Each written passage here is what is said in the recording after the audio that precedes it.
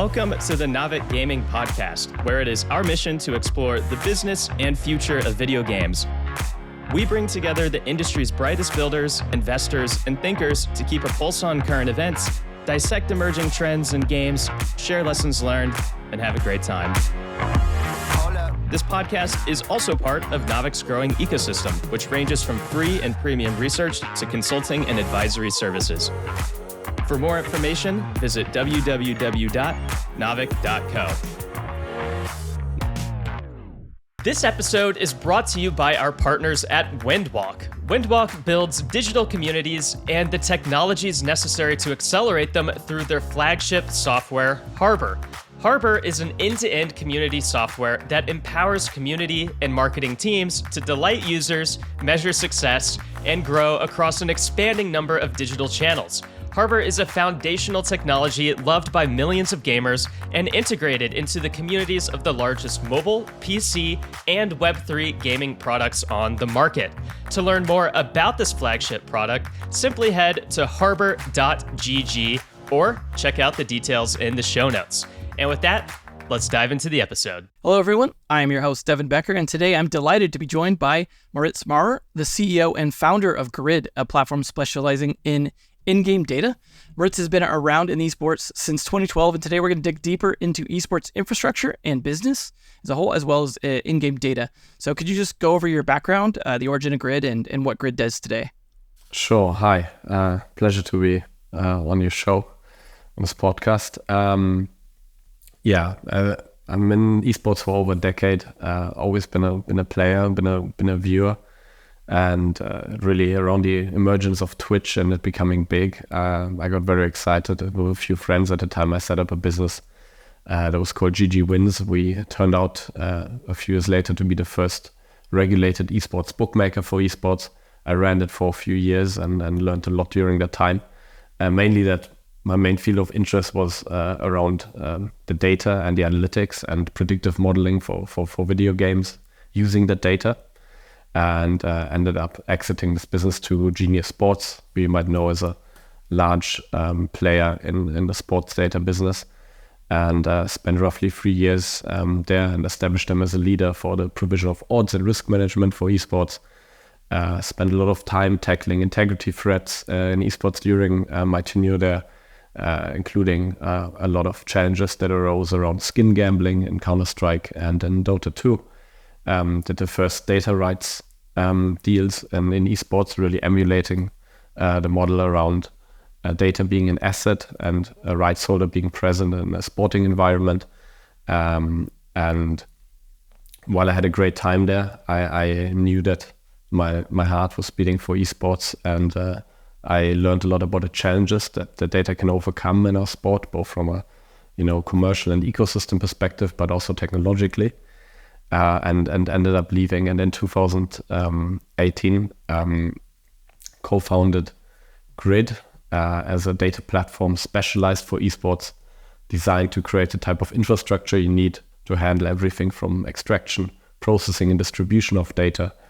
And in the last 5 years, and coming up 6 actually, we extensively worked first with a lot of tournament organizers and then later with game developers or game publishers in unlocking the potential of their data for esports and for competitive gaming as a whole. So that means we are the business that works with these rights holders and is handling the monetization of official data rights to different verticals. And we also deploy our technology to source the data from the game server, do it in a super scalable fashion, and have built a platform around it that is serving hundreds of integrations, commercial users, and community or professional stakeholders in the ecosystem. And having been in esports that long, it's very fulfilling. It's very exciting what we're doing. Data is a huge trend in esports and in gaming as a whole. And we work with the likes of Riot Games and Ubisoft and Krafton and 80 other tournament organizers that exclusively trust us and work with our infrastructure. And we have a large team, and they're all quite passionate about esports and gaming, and it's always incredibly cool to be able to work with the games you love and watch and play, and to be able to contribute to that ecosystem, interact with different stakeholders, and develop technology that aids the ecosystem, provides a benefit to players, to fans, and to the guys running it. So that's roughly what we're doing, and I'm excited for this interview. Great, awesome. Well, definitely let's dig a little more into the details though, just real quick, because you talked a little bit broadly.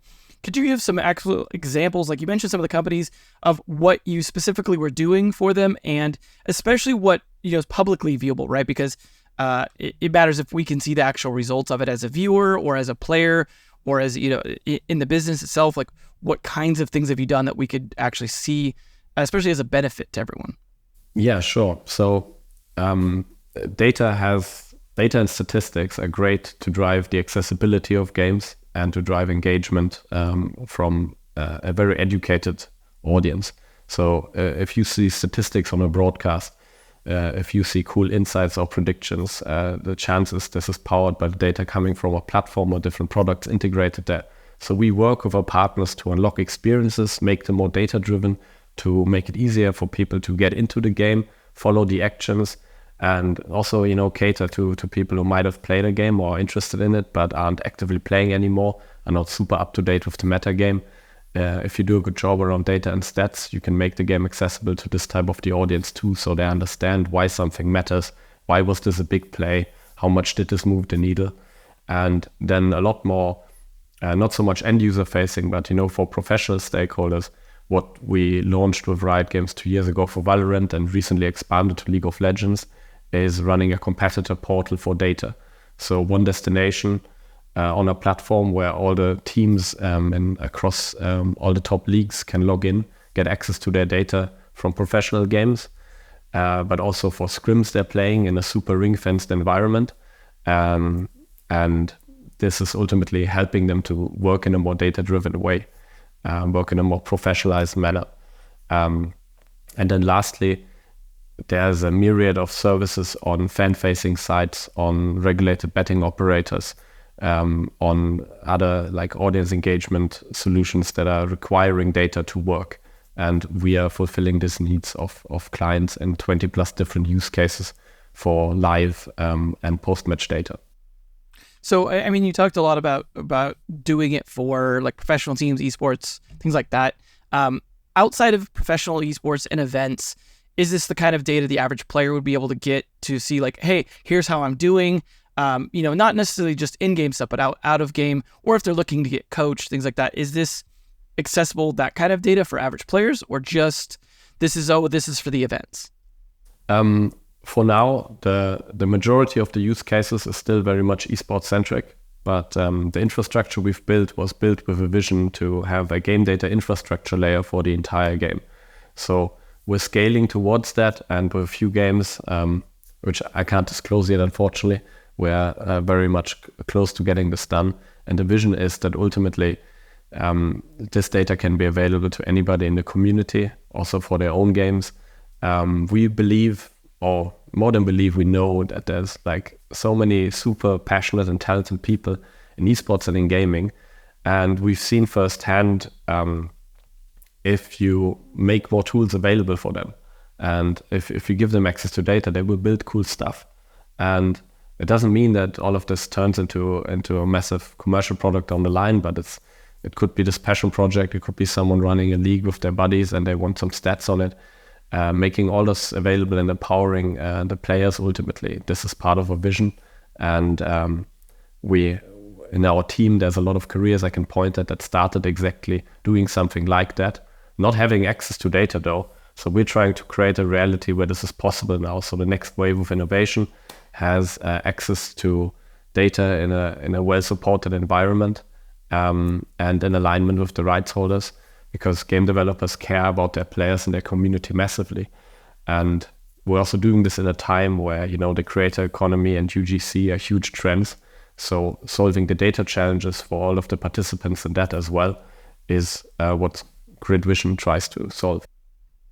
And so, I mean, you're talking about solving all these problems for these game developers, but with game developers having access to, a lot of data analysts and just tons of data to work with, as well as like even data scientists and analytics tools.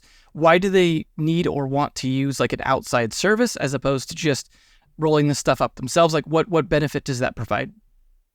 Like this is a great question. Like if I take you back 5 years, when we were way tinier, and we worked mainly with esports there and with tournament organizers. I looked at game developers as these billion-dollar software houses. I thought, well, they must have, as you say, all the staff. They must have data and APIs completely figured out. It's perfect, and we just get to tap into that. So I think in 2019 we first started to work with Krafton for PUBG, and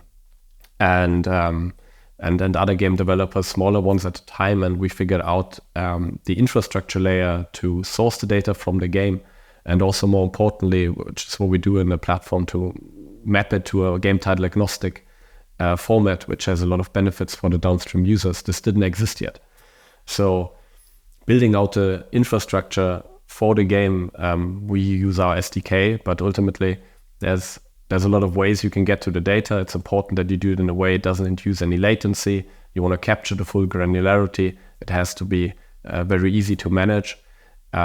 This is the challenge that became larger, and there's not so many games who have completely serviced, built APIs, because at the end of the day, game developers focus on creating the best games in the world. They have a massive opportunity cost on putting their staff behind solving that challenge, and even if they wouldn't build it in a way that has, like, I think the largest benefits for downstream users across multiple different game titles, because esports and gaming is a very fragmented, diverse space, many different genres, games playing across different platforms, heavy regional cultural differences to it.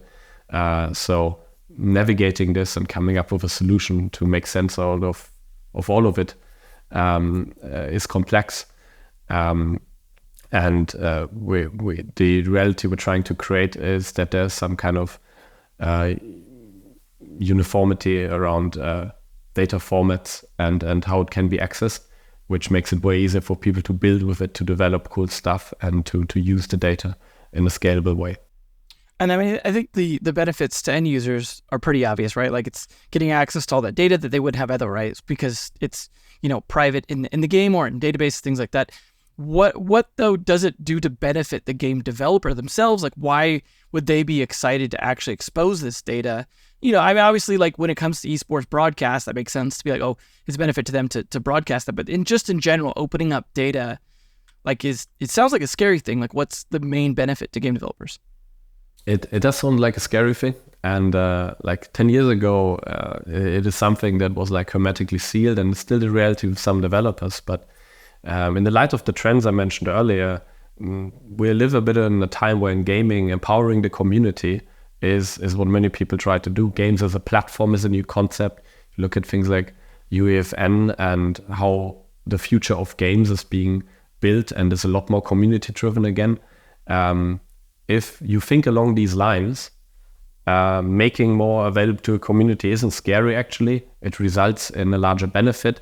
Game developers are thinking about timeshare as well. How many hours a day can someone actually play the game? Are there other ways how they can interact with my IP? How they can, engage with the worlds that they've created? And if you have more people who want to center their career in it, it's not only interesting for talent acquisition, it's also in general just driving more engagement. So giving them more tools to do that is beneficial for the game.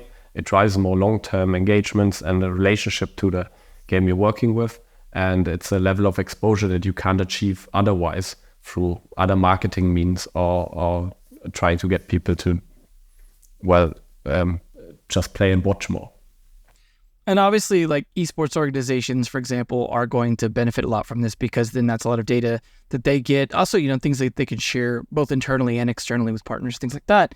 But do you think, I mean, there's a huge variety of esports organizations out there. Do you think this sort of having all this data benefits more so organizations that are, say, better well-funded, things like that can afford to leverage this data better, like even data mining it, just doing a lot more, having that data?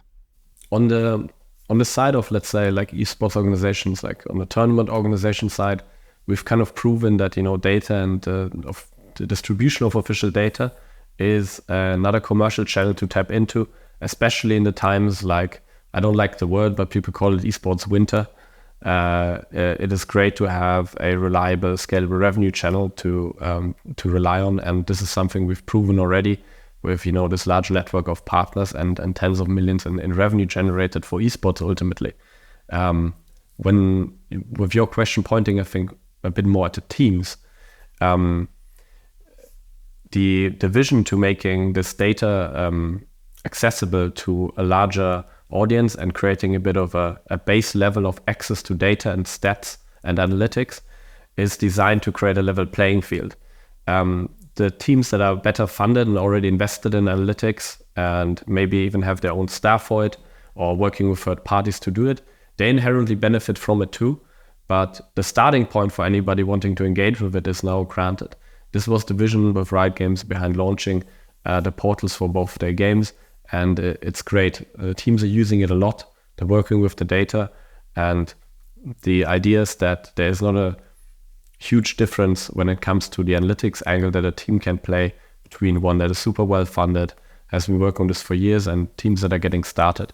So like in order to achieve that also, we're heavily investing into making it more accessible, even if they don't have an engineer who can integrate our API, working through products that visualize the data better, and then having natural language input to query data are all ways to break down barriers for people to start to engage with it and use it for their benefit. So creating a level playing field ultimately is the vision. Well, as a company that has, essentially trend built around something that seemed to be lacking in terms of esports in general, what are some other unfilled gaps in esports infrastructure or technology that still need to really be taken care of, or just would help popularize or better monetize even esports? Yeah, in general, if I take comparison to sport, it took years of technological advances on computer vision tracking technology to get super granular data from the pitch. In esports, if you think about it, a sport digital by nature, we shouldn't have to do that. It is all there. There is a perfect data source somewhere. This is something that excited us. That's part of the vision. So looking at that, the use cases for data, like when we started, we thought it was still massively underutilized. And I think we're on a good trend to kind of catching up. But ultimately, I see esports should be able to overtake sport, and in what you can, and the ways in which you can leverage data to improve experiences and also make monetization more robust and also more exciting or engaging at the end of the day. So I think there's certainly still gaps to fill.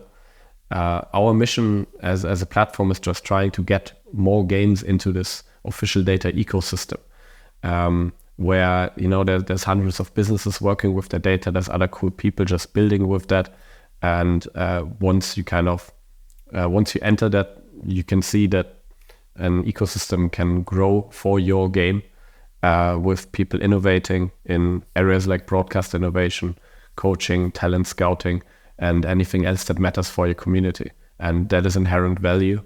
And from there, over time, exciting new projects will arise. And we're the platform. We're often excited with what people come up with ultimately, which is very cool. It's not that I can point to something where, this is a gap that has to be closed. I think the most exciting things will come from just people coming up with good ideas. And there are many good ideas, and there's a lot of talented and passionate people in esports, as I said before. Well, cool. Well, hopefully you can continue to share some of those good ideas so other people can build them if you guys can't, right? Just keep building up that technology. But I do appreciate that the business model in a way is helping potentially enable other businesses build up around this data. Obviously, partnerships and things like that matter. But you mentioned traditional sports, and that's something that's like a typical point of comparison, and obviously kind of the basis around what the idea of esports generally is. But there's obviously a lot of differences between the two, and I think some of those maybe contribute a little bit to some struggles with how to figure out how to both run and make money around esports. What do you think are some of the important differences between those two things, and what maybe could be improved from the two? I think a core difference is no one owns basketball in the way that League of Legends is owned by Riot Games. So there's like a super rights holder present in all of this. So aligning with their vision for the competitive scene, I think, is vital if you want to succeed in esports. And then also, there's only a few companies who have transitioned from seeing esports as a little marketing gig, or let's say prolonged marketing arm for their game, to actually running it like a business and setting it up with a proper professional ecosystem behind it. And these are the ones that are succeeding also now, where it's not it might just still, like in the net balance, still be an expense, but it has a robust structure, there's integrity behind it, and there's reliability, and then you create something that makes it possible for people to get into it and have a future there. So these investments by large game developers are obviously vital. And over the past few years, we have seen, the emergence of franchising, different models for how to run that. And some of it, you could argue, was experimental, and not everything succeeded, of course. So I think we're undergoing a bit of a correction at the moment, but models that will survive after that, and there's probably a lot of consolidation coming as well. They will be a lot more future-proofed than the ones that emerged a few years ago. So I'm generally very optimistic about where we are, and think that there was a bit of a hype time, and now it's a bit of a focus on sustainability and sustainable growth for esports. And this forces people to be more innovative, reiterate their business models, and come up with ways to make it work for the long run. And that's all in all, that's good, and it's healthy. Well, and then talking about business models, taking something like you mentioned, trying different ideas that were, franchising, some of these other organizations, stuff they're trying to borrow from sports. I think a big example of that was, say, the Overwatch League, right, which tried to very directly borrow a lot of elements from traditional sports, and that doesn't seem to have worked out. Do you think that's something that had to do with the format or the expense or whatever, or was maybe just the game itself and not necessarily related to a lot of the structural issues around it? I mean, the structure, let's say the structure, how it was set up, I mean, maybe it could have worked. I think the amount of investment into it very early on created a certain expectation and a bar that the game had to meet, and maybe that was set unrealistically or way too high. And that then creates a very tough context for the game and the ecosystem to perform against. There's other examples, if you look at Rainbow Six, where you could argue that without like such a massive investment push, through simply, the community liking it, it grew slower, but it grew with a way more solid foundation. So I don't think you can force esports. And the model there was definitely very, very bullish. And then, the game itself also having issues, and all of that coinciding is probably what led to a bit of its demise. But at the same time, they're bringing it back. Let's see what they do with it. And I don't think it's over for the game at all. But the model they had was, I don't think, working for the game at the time. And there's obviously a lot of factors that contribute to it. In general, if you think about esports, all the largest titles were often even created at first by the community or community mod. So if you build something that people like, or you kind of follow where the hype is, I think these are the competitive titles that have been doing well since then. So there is a recipe for success there, I think. And as I said before, I'm very excited about kind of in the creator economy and games coming outside of other games. Some people will have cool ideas for a gameplay that is just so much fun that people can't get enough of it, and then you have the next Fortnite moment happening out of that, and maybe even a new genre being spawned. So this is something that excites me about esports, that the potential for this to happen is always there. And for us as a business, it's creating a huge challenge, but we're trying to be at a point where we're kind of ready for that for that moment to happen, and that our infrastructure scales with it in a way that we can support these games a lot earlier in their development cycle, or even while they become a big thing and develop a competitive scene. I mean, you have a couple examples that I think are perfect for this question, which is around whether or not you can just make something an esports game, right? Like, It seemed like clearly spending lots of money was one way that Activision Blizzard was trying to push Overwatch. Not that they didn't design it to have some esports element, but it seemed like originally it was designed with a casual audience in mind, and then kind of switched over to being, well, let's make this an esports title, right? Whereas you mentioned Rainbow Six, which was intended to be an esport from the get-go, right? They had tournaments during the beta. They tried to really push it and they also spent, they spent maybe a little more reasonably at the beginning, and it definitely struggled at first, and they just kept going with it, but they were very insistent that it could be esport, and it wasn't like a community thing that drove that. It was definitely Ubisoft driving that from the top down. Do you think that's a viable thing, or is just that's a long shot at best for most companies, unless they really feel like they've got something special, or it's built off of a concept or a community mod that already has shown some success in the market? Rainbow Six is a great example. I've just returned from Sao Paulo from SI, and being there, like, shout out to Brazilian fans in esports is pretty. It's amazing actually, the energy that was there, and this was a pretty historic SI. They broke a bunch of records on the viewership side. There were amazing storylines at the tournament. I think even someone proposed on stage. You had twin brothers playing against each other in the grand final. It was perfect. And during the event also, they released updates for the new esports plans and the game. And it's so cool to see that esports is a place where the community directly interacts with the game developer and how they're going to change the ecosystem and change the game. And I think they're capitalizing really well on that. Yes, they had to push it, and there's a massive investment of Ubisoft behind making that work and getting it off the ground. But I think they didn't force it in a way like that happened with the franchise leagues for Overwatch. I think that was a bit different.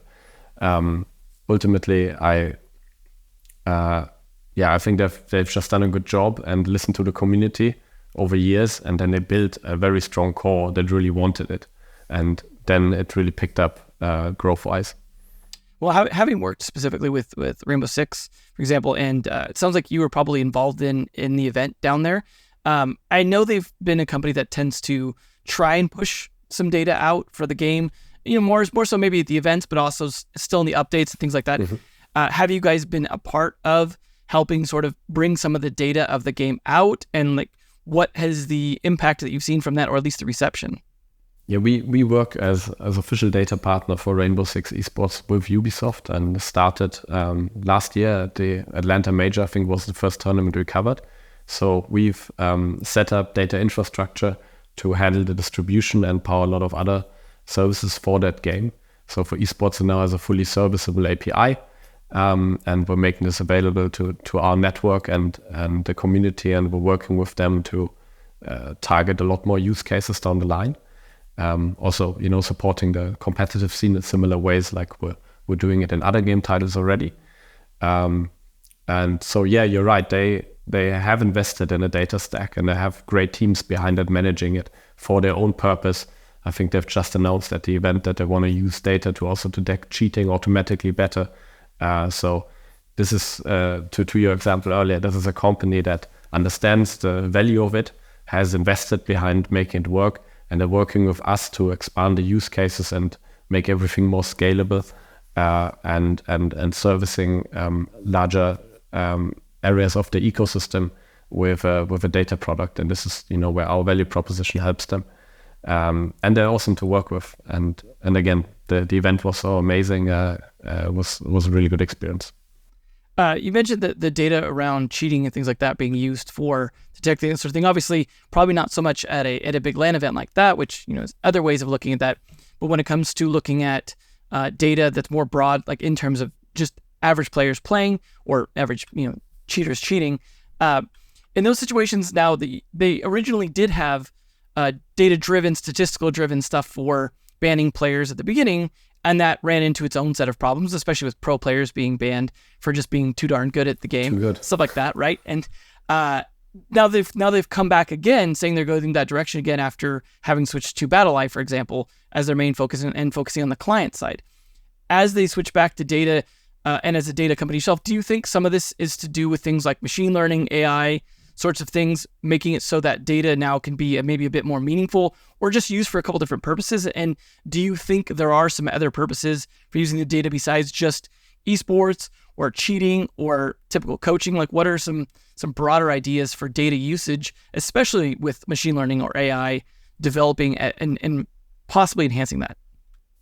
Yeah, so the emergence is the wrong word. I think the increased accessibility of tools and the whole AI trend we're seeing is making it a lot easier to do something with data, and also to validate an idea around doing something quicker.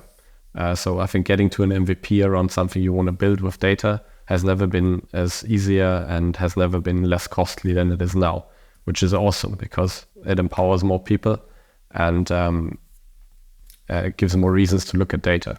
So cheating detection is obviously one. Another thing, if you think about like large scale data projects, is around game balancing.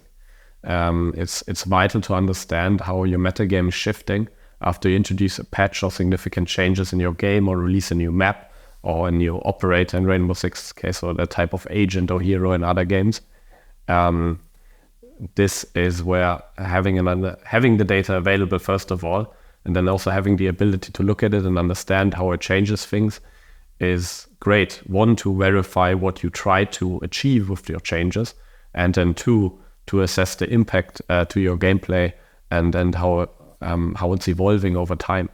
I think this is super important, because if you then work with the feedback you get from your player base, and you can see if what they're complaining about is maybe like, I don't know, not based on a large sample size, or actually not true in the data, or you can find that pattern very much in looking at the numbers, then you can work in a way more informed way. And that's exactly what we're aiming to make available for the game developers working with us. We've seen a lot of controversy lately too around feeding data to AI and like, for example, scraping places on the internet for things without permission, stuff like that. Obviously, if you guys are working on like exposing potentially data that's internal to a game, is there a chance, or if you've already even had experience doing this, of taking this data and then feeding it to machine learning or AI models? Is that something you guys have done, or is that a concern for game developers that, hey, like this data now being available, now all of a sudden like that could be used to train things or to data mine a little more automatically in a way that they may or may not permit? Yeah, so a few examples, like we have this big AI trend around LLMs, but AI and machine learning has been around before, it just wasn't as hot. So we've been using machine learning on the predictive modeling side since day one, basically. So it's pretty normal. But there we speak about, delivering predictions and turning data, into information that can be used for broadcast innovation that has relevance in the betting space and so forth. So this is naturally something you do with the data. Feeding data to AI models there's a lot of challenges around it. One, you want to use official data for it, especially in light, of the scraping and where the data is sourced. The ownership aspect around a data asset is very much top of mind for everybody involved in this. And also, if you would take player data anywhere, there's GDPR concerns on top of that. GDPR is a huge topic for game developers, of course. So this is not happening now, and this is not what we're aiming to do. But there are obviously use cases there. I think this is still like emerging in what the right model is going to be and how the value chain should be set up properly to facilitate this. I think game developers are naturally cautious around that and going too fast. But I do think it's a challenge that is very manageable. In a very similar way, the work we're doing on distributing data to like regulated betting, it means speaking with regulators, informing parties involved, establishing a standard, and aligning with the goals of the rights holders and the game developers to do it in the right way. These things take time, but you can get them right. And if you do so, you find alignment along the value chain, and something that's done in a way that they maintain control over their IP, which is vital. There's a commercial consideration for them in the value chain, and ultimately still you're unlocking a lot of benefits for everybody. Cool. Well, I guess we'll wait and see what ends up happening with that, because as you said, you're trying to enable other business models potentially to exist, but at the same time, maybe not if they're going the wrong direction, or dealing with things like GDPR and breaking potential any kind of regulations or anything out there, especially on the gambling side of things. But switching gears quite a bit here, I want to look at platforms in general, right?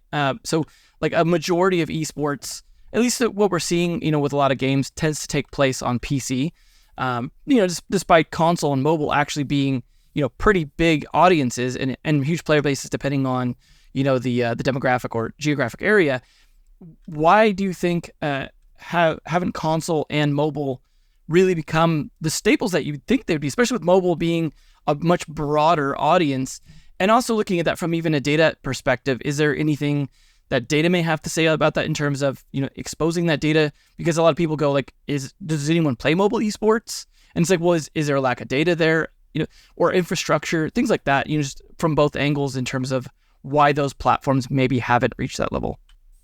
I mean, first of all, for us, it doesn't make a difference if a game is played on your phone, on a console, on a PC.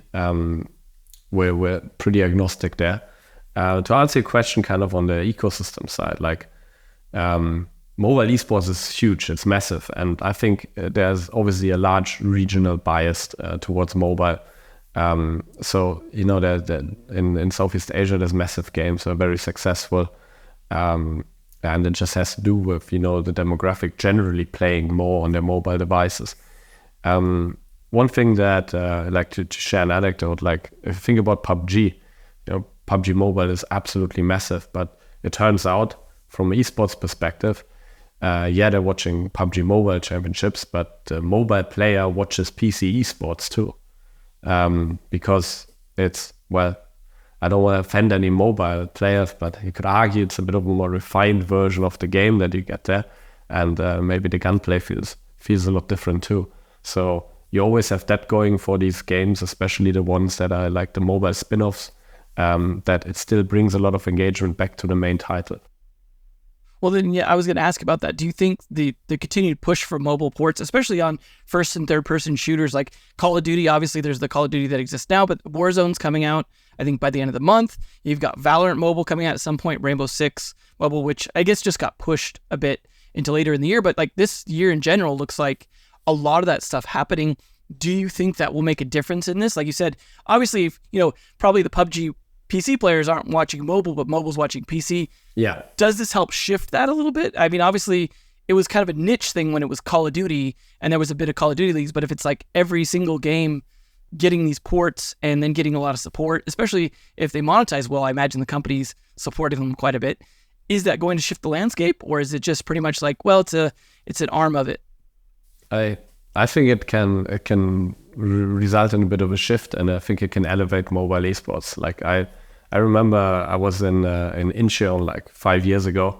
It was around like visiting Worlds back then, and we were in a studio, an OGN studio, watching a mobile. I think it was Kings of Glory, and at the time I found that there were 3 guys like sitting on their gaming chairs in front of an empty desk. But the stadium was packed. People loved it, but I always thought it looks a bit funny. So since then, mobile esports and how it's produced, it has come quite a long way. And I personally, I don't play it, but if you just see the gameplay, it can still be like, it can still capture massive audiences, of course, and it is exciting. So maybe back to the concept of timeshare, like will these mobile versions of the games you just mentioned, will they change what the player base is doing? Will you also be able to play the game, I don't know, while you're on the way to work or sitting by the pool? And will this change how you watch esports down the line? I don't know yet, but there's certainly a lot of large move to it. And mobile offers different ways of monetization. So I think it makes sense. And overall, if it helps the ecosystem to grow for a specific game IP, And through this kind of cross-pollination, it unlocks a larger user base. I think it's a really good thing for esports ultimately. And it doesn't mean that the mobile version of that game as a segment has to be a success on its own. But overall, I think it might bring a larger audience and more accessibility to the game titles, because many of them you see have quite a regional focus by now. And so I think it's really good, but I don't have a clear answer or prediction on what it's going to result in. It does make me wonder at you talk about the when the mobile would watch the PC. A lot of these games, both on mobile and PC, will often try and integrate esports more into the game client. So it's like promoting what's going on with esports, sometimes even integrating a bit more with like Brawl Stars, for example, tries to add a lot of elements to make it so that you can sort of feel like you're participating in esports in some way by like voting on teams or whatever. If they were then promoting, hey, I'm on the PC game, but then like in the game client, it's promoting, hey, there's a mobile tournament going on that you can watch, and vice versa. Does make me wonder if that could actually make a difference with it, just because ease of acknowledging that the other one exists. But going back to something you mentioned earlier around sort of ownership of these different esports, and whether we're calling them esports or like individual games within a broader esports category, looking at traditional sports, they've lasted many generations, many decades. Some are newer than others, but in general, once a sport establishes itself, it doesn't usually go away. It may wax wane in popularity, but doesn't really leave. And some of that's due to, these being essentially folk games, right? No one really owns the sort of basic rules of the game, but there are still companies that own sort of their specific implementation of the game, whether that be through an organization or just a lot of trademark and brand awareness stuff. Obviously, in the game side of the video game side of things, we're looking at this is a specific video game run by a specific company.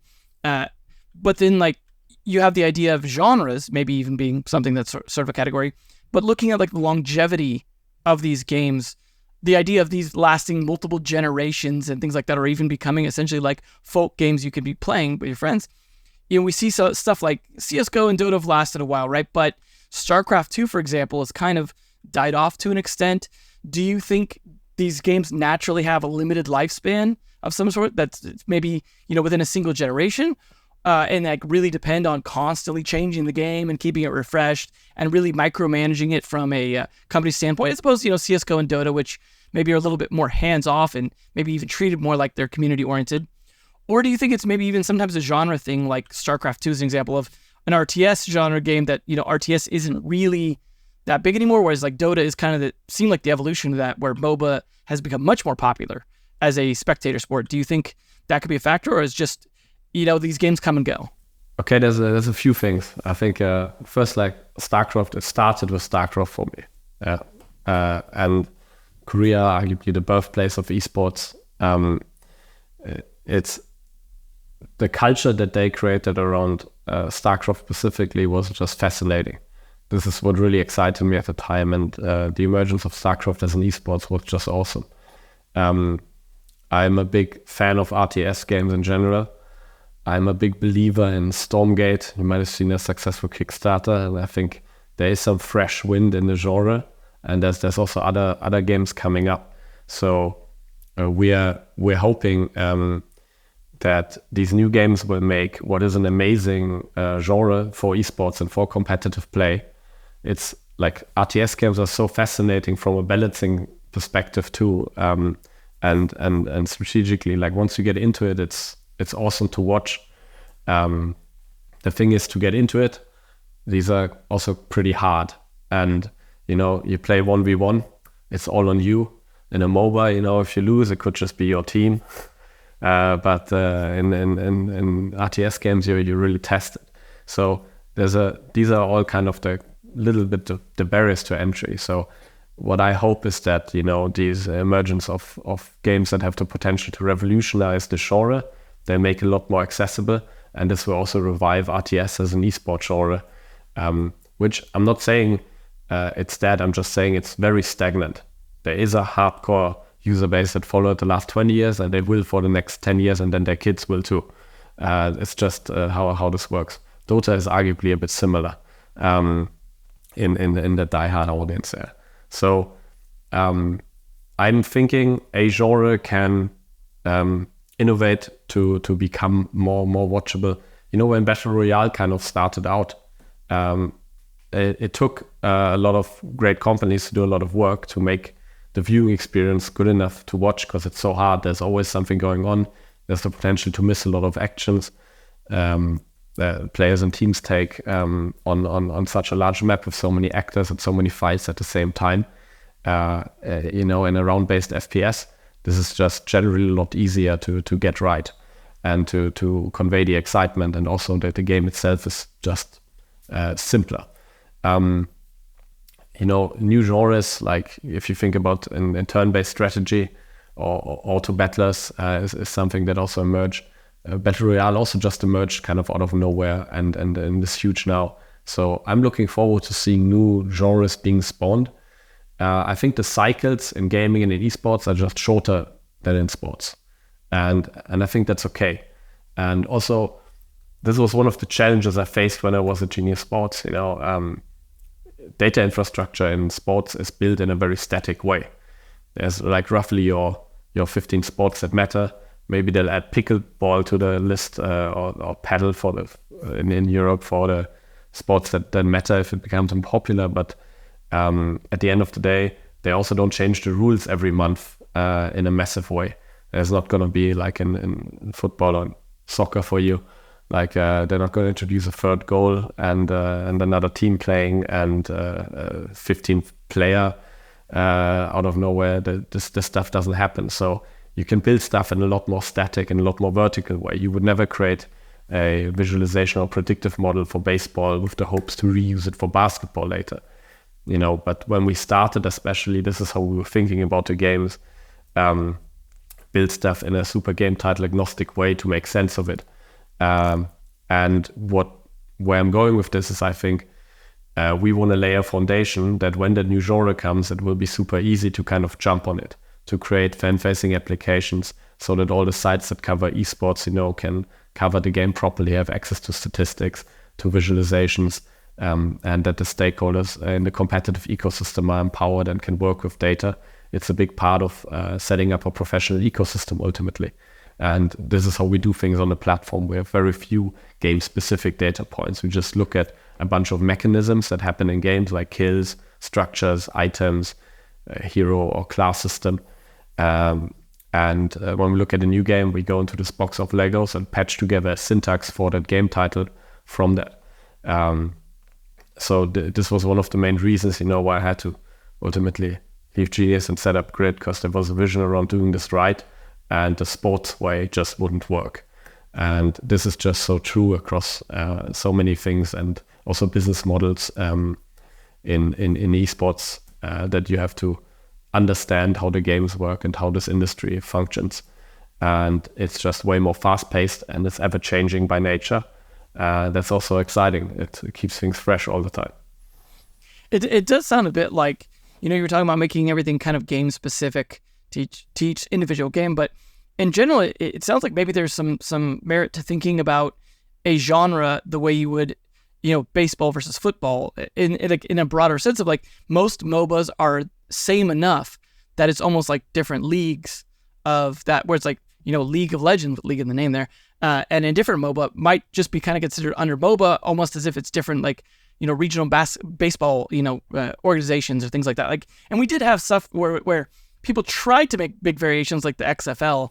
Obviously, that didn't super work out, but that idea of like, we don't change too much outside of the genre. So like, for example, from a data perspective, a MOBA is pretty much a MOBA. Like I don't think you're going to have to change too much about the type of data you're tracking. Same with most first-person shooters. You're tracking kills, deaths, assists, and maybe objectives and rounds. Like I don't think, and correct me if I'm wrong here, but it doesn't sound like the data really actually changes too much within a genre to where it's like, oh, if it's another thing in the genre, we're already ready pretty much to support that because it's pretty much the same in that. And maybe that is part of what makes a genre is the common elements, right?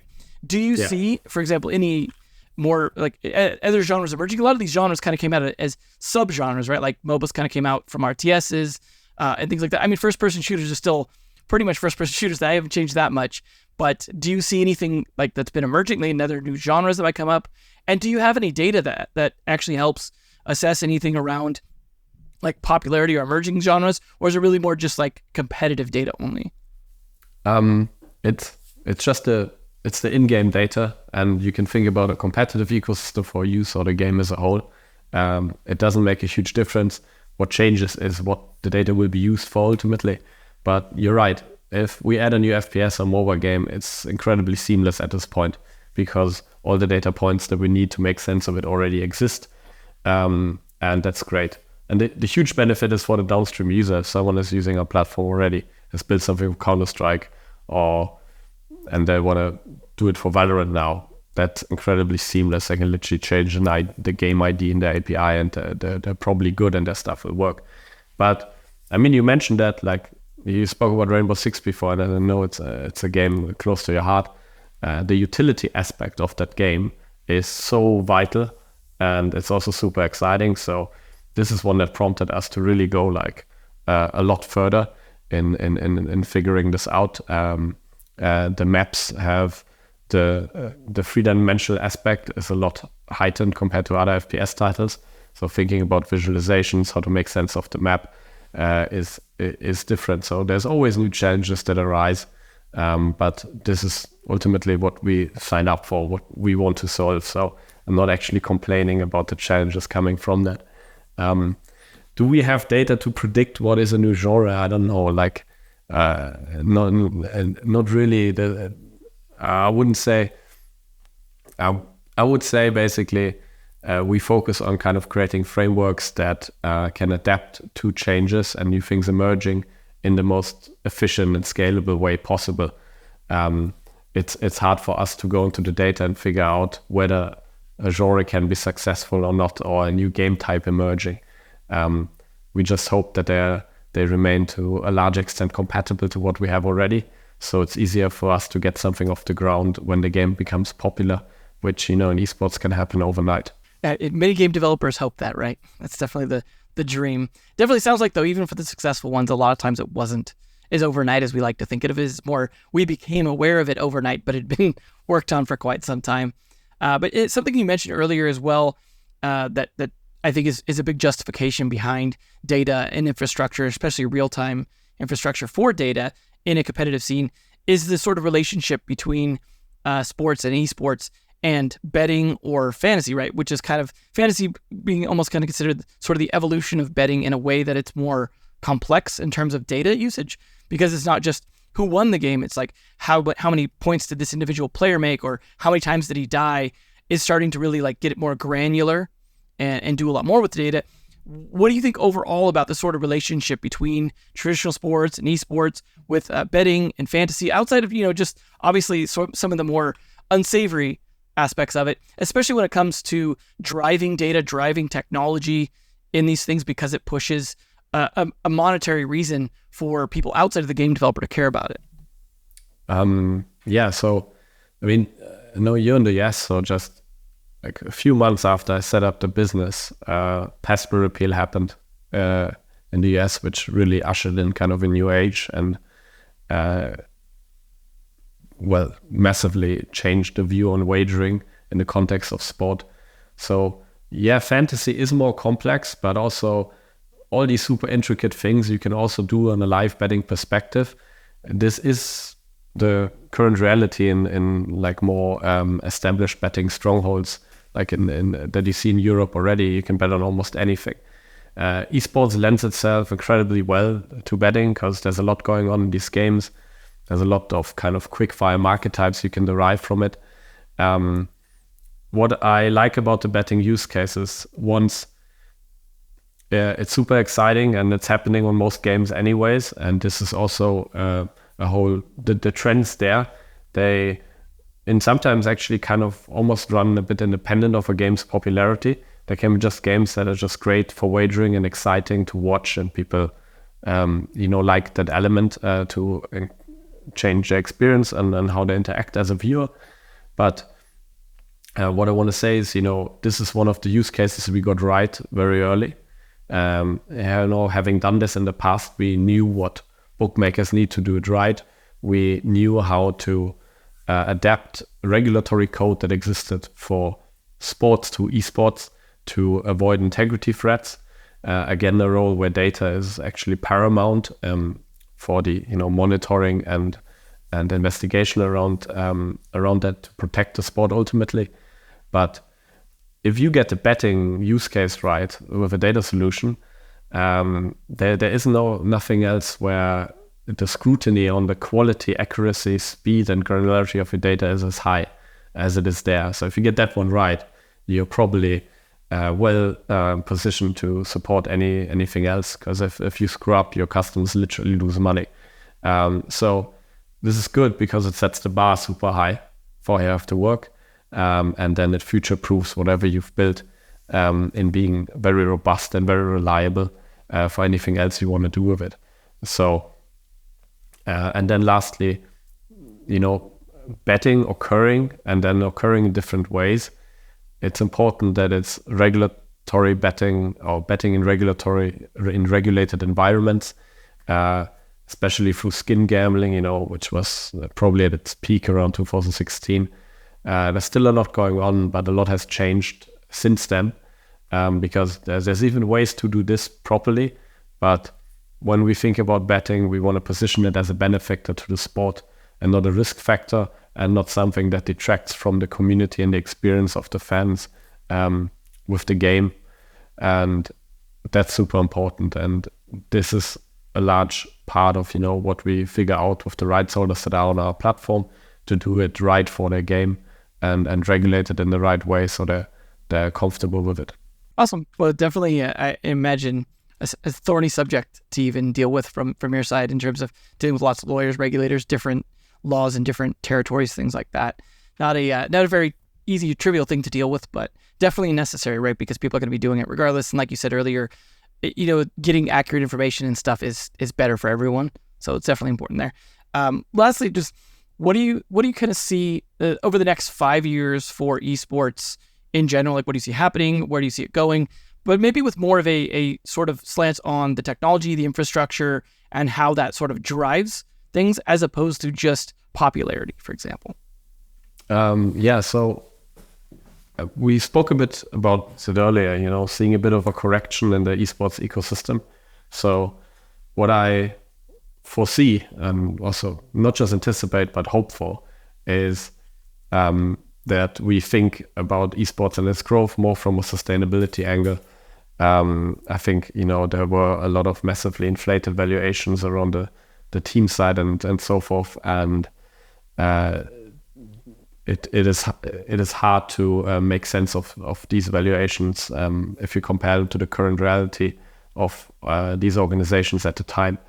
And that leads then to a situation where this is kind of bound to implode, or if they need more money, it's very hard to continue to justify the investment. So with the little correction we're happening, I think we're going to see more sustainable and more proven models being the focus. Being a tournament organizer is tough business. Engaging your audiences after your event is hard. So there's a lot of examples there. You can see one, for example, with Blast, creating Blast TV, thinking more about how can we build a destination for our audience, how can we set ourselves apart, how can we have more long-ranging engagement with our fans and with our community. This is exactly what I think will prevail and is better for everybody involved. And then from a tech side and infrastructure, data is a huge trend. It's great for us. We happen to specialize in it. So we see more games embracing it and thinking about what they can do with it, thinking about their community.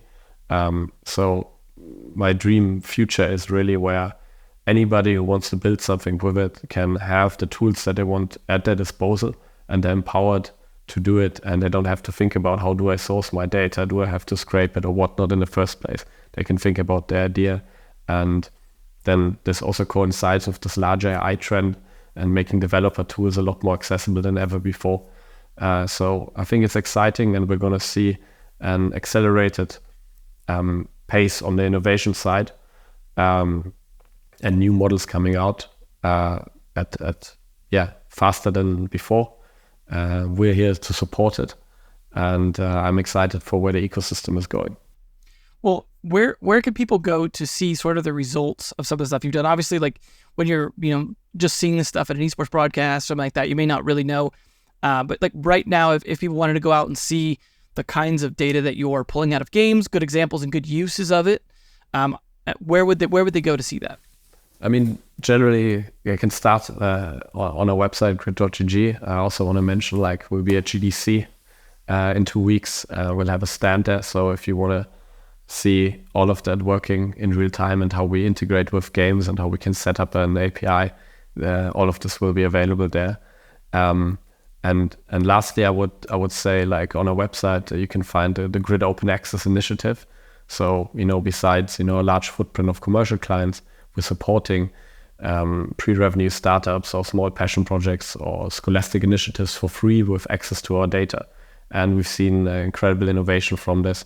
We're running hackathons regularly to empower people building cool things in specific use cases. So if you're a player, if you're a viewer, or you want to get involved, we've created a starting point for that. And if you just want to have a look at the data, there's a way to get on it and then sign up and have access to it. And we try to create an environment that's well supported with coding or script examples, a little code playground, even for anybody who might not be that deep into that to have a way to play around with it. Sounds like maybe you should run some hackathons at GDC. Can people build some stuff on top of this data if you can, right? Get that kicked off. For next year, for sure. Definitely. Cool. Well, I want to say thanks for coming in, Moritz. It's definitely great talking to you. I think there's a lot happening in this industry, so it's good to get a perspective sort of from the data and infrastructure side of things, as I imagine, just based off what you said, that's going to be pretty critical going forward, because obviously we are a very technologically driven, like just business in general when it comes to esports compared to, traditional sports, which is, getting there, right? But definitely great talking to you, and I definitely look forward to seeing, what you have at GDC, and anyone out there hopefully can get a chance to check that out in person or at the website, as you said, grid.gg, good place to check it out. So thanks again for stopping by, and great conversation, and thanks everyone for tuning in. If you enjoyed today's episode, whether on YouTube or your favorite podcast app, make sure to like, subscribe, comment, or give a 5-star review. And if you want to reach out or provide feedback, shoot us a note at podcast@naavik.co or find us on Twitter and LinkedIn. Plus, if you want to learn more about what Naavik has to offer, make sure to check out our website, www.naavik.co. There, you can sign up for the #1 games industry newsletter, Naavik Digest, or contact us to learn about our wide-ranging consulting and advisory services.